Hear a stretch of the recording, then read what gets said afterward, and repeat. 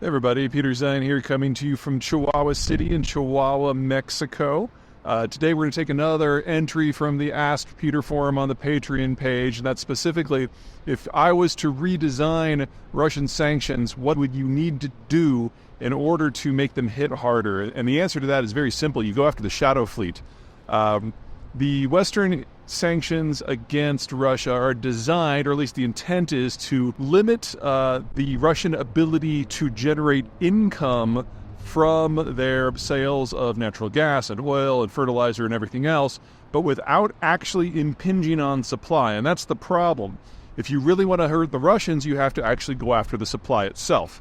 Now, the Westerners are trying to have their cake and eat it too by saying that you can't use Western ships, you can't use Western banks, you can't use Western insurance. And so what the Russians have done is to build up an alternative supply system and an alternative transport system using ships that were about to be decommissioned or already had been, as well as generating their own state-owned insurance. So the ships tend to be old, they tend to be leaky, and we're just kind of lucky that there hasn't been some sort of catastrophic accident thus far.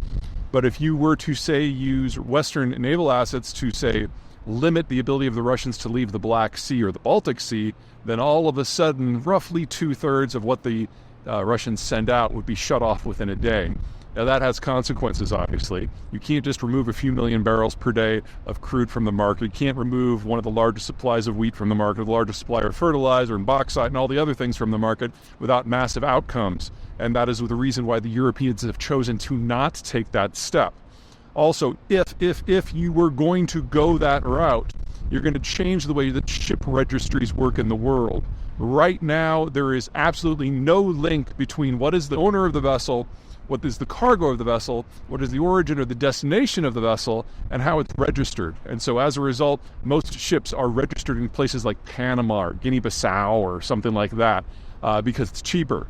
If you're going to start going after shipping for whatever reason, you need to start linking where the ships are registered to countries that actually have naval forces so that they can actually protect those ships.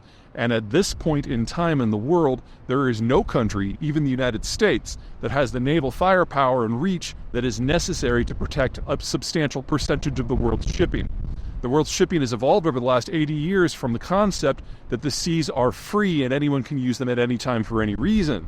If you start to impinge upon that, we go back to a system that predates World War II, where all of a sudden military force is necessary to keep your sea lanes open.